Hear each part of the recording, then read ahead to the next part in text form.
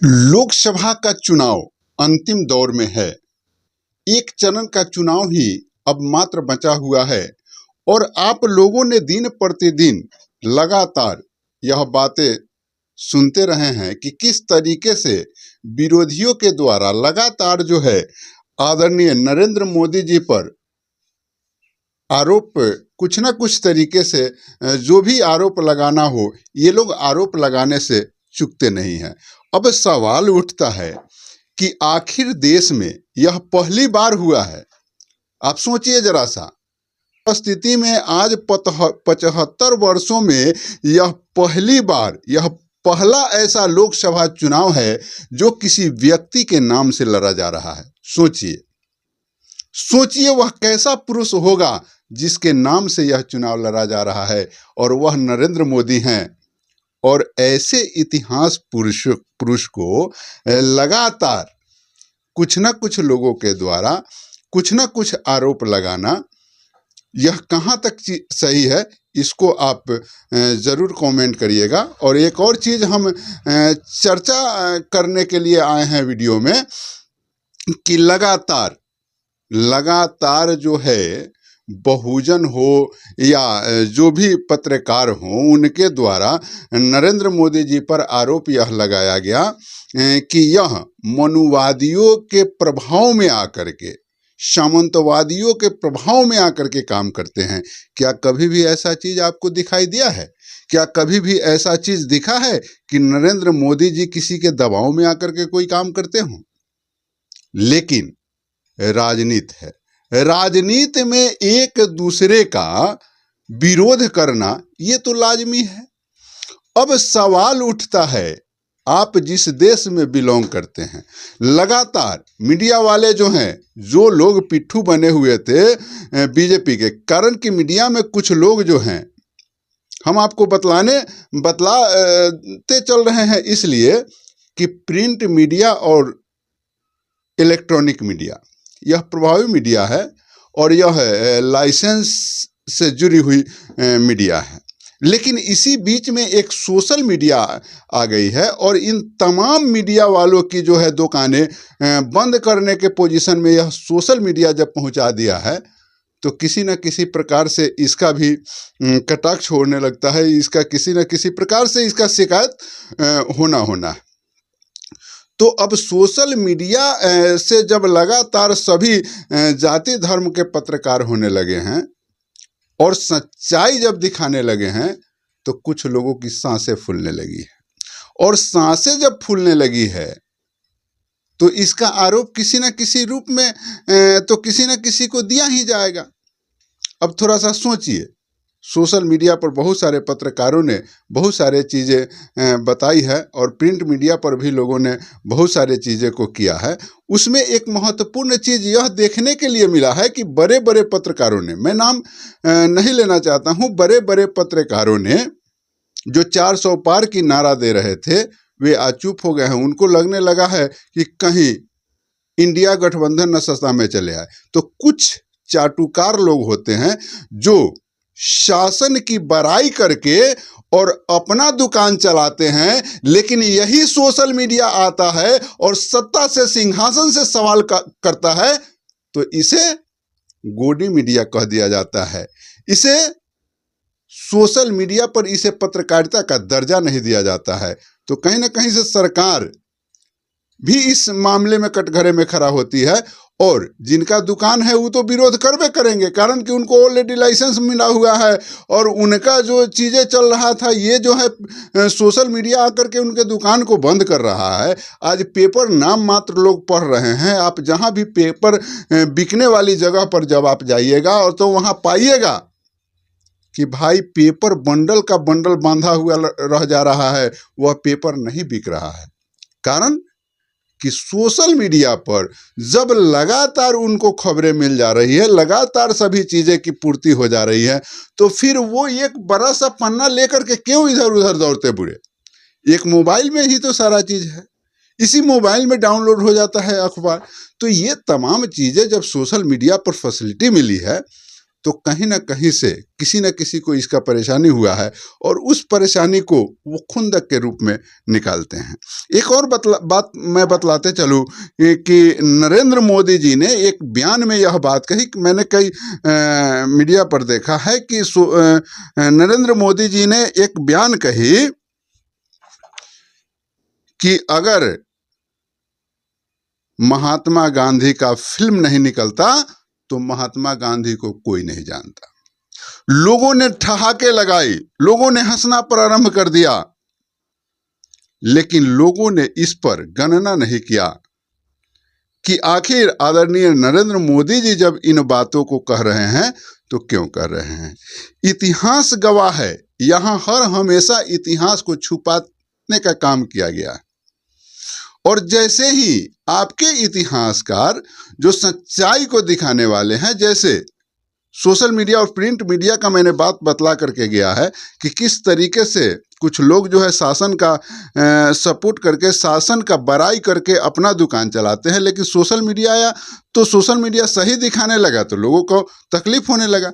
तो यही सभी चीज़ें चलती आ रही है और कुछ इतिहासों को छुपाने का काम लगातार किया जाता रहा है। लेकिन अगर कोई फिल्मकार, कोई डायरेक्टर, कोई लेखक जब आता है और इनका फिल्म बनाता है महात्मा गांधी का, और जब लोगों को, सामान्य लोगों को, लोग तो महात्मा गांधी के बारे में जानते ही जानते थे, लेकिन लोग चेहरा से भी जानने लगे, इस तरीके का वेशभूषा था, लोग सुनते थे और वह देखने लगे, तो लोगों में उनकी जो है बहुत ज़्यादा लगाव बढ़ गया। कारण कि लोग डायरेक्ट देख रहे हैं, वो चाहे दूसरे व्यक्ति ही उस चीज़ का रोल कर रहे हैं, लेकिन उसको देखने मात्र से यह लगता है जैसे रामायण को तो बहुत सारे घरों में रामायण की किताब रही होगी, बहुत सारे घरों में महाभारत की किताब रही होगी, लेकिन उसका जो पात्र है, उसका जो कलाकार है,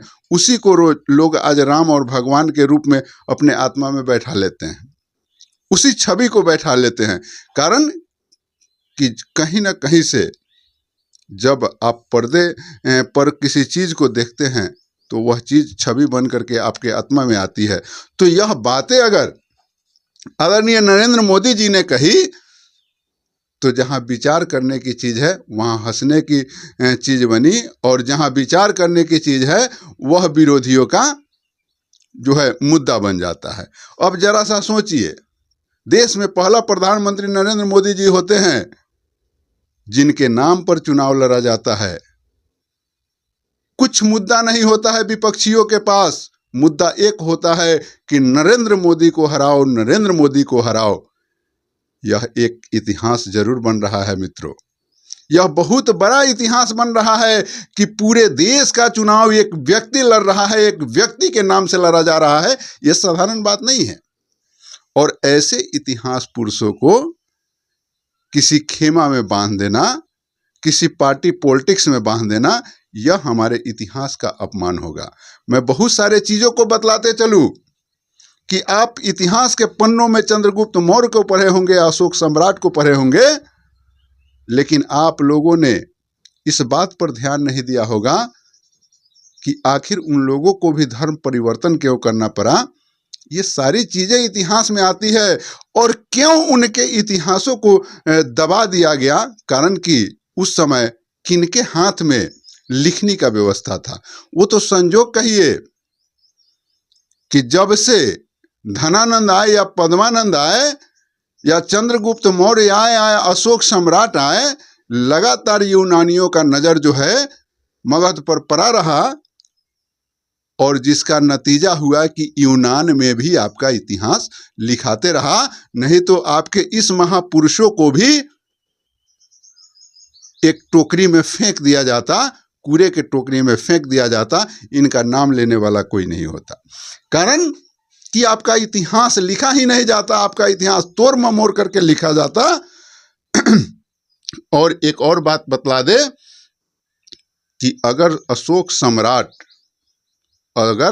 सम्राट बौद्ध धर्म में प्रवेश नहीं करते, बौद्ध धर्म को प्रचारित नहीं करते, तो संभवतः उनके नाम को बिल्कुल ही मिटा दिया जाता। लेकिन जिस तरीके से उन्होंने बौद्ध धर्म का पूरे दुनिया में प्रचार करवाया और उन्हीं के हिसाब से बौद्ध धर्म इतना विस्तारित हुआ, तो ये तमाम चीजें जो है आपके महापुरुषों को देखने के लिए मिलेगा। ये आपके महापुरुषों को याद करने का ये सब तथ्य है। लेकिन इन तमाम तथ्यों को भी दबा दिया गया था। क्यों दबा दिया गया था भाई? अंग्रेजी शासन जब आई तो कुछ कुछ तथ्यों को उजागर की, और जब यह सोशल मीडिया का समय आता है तो लोगों के जेहन में ये सारी जो है इतिहास उभर करके आती है। कारण कि यूनान वाले भी अपने बात को लिखते हैं तो पूरी दुनिया जो है अपने इतिहास को गूगल पर भेजती है। तो इस परिस्थिति में जो है सच्चाई सामने निकल करके आता है। जो बरसों से जिस चीज़ को हम नहीं जान रहे हैं वह चीज़ निकल करके आती है। तो ये तमाम चीज़ें हैं, और इसी तरह की चीज़ें जो है जिस तरीके से नरेंद्र मोदी की लगातार विरोध हो रही है, लेकिन आप जरा सा सोचिए, यहाँ लगातार मनुवाद की बातें होती है। क्या आपने सोचा है कभी कि अगर हम पर मनुवाद थोपा गया तो उसका दोषी कौन था? अगर हमने मनुवाद सहन किया तो उसका दोषी कौन था? क्या किसी एक व्यक्ति विशेष पर किसी चीज़ का दोष लगाया जा सकता है? क्या हम केवल बहुजन मैनिटी की बातें तो करते हैं ये सोशल मीडिया पर या इलेक्ट्रॉनिक मीडिया पर आकर के? क्या आपने उसका उदाहरण पाया है? आपने उदाहरण पाया है? अगर आप जनता के बीच में जाते हैं तो ऐसी बात चलाने वालों का जनता कोई मान नहीं रखती है, और उस समय आघात लगता है। तो इसलिए ये दुनिया का सिस्टम है, ये रीति है, ये रिवाज है। आज जिन बातों की, जिन मनुवादी प्रवृत्तियों की बात अगर कुछ लोग करते हैं तो मैं आपको बतलाते चलूँ, जब पब्लिक क्षेत्र में जाइएगा, जो मनुवादी व्यवस्था से ज़्यादा त्रस्त रहे थे उन लोगों का जवाब होगा कि वह जब की बात थी तब की, आज की बात नहीं है। इसलिए आज उन बातों का कोई प्रभाव नहीं है। तो बोलना है, चलना है, सीखना है, ये तमाम चीज़ें तो जीवन का एक रहस्य है। लेकिन एक ऐसा पुरुष भी इस वर्तमान कलयुग में आपके देश में आया है जिसका नाम नरेंद्र मोदी है। सत्ता में रहे नहीं रहे, 4 तारीख का वह समय है।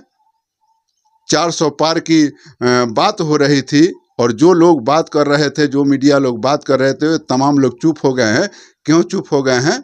ये सारी चीज़ें निकल करके आएगी। कारण कि उन लोगों को शासन का बड़ाई करने का और शासन से जो व्यवस्था है सो है।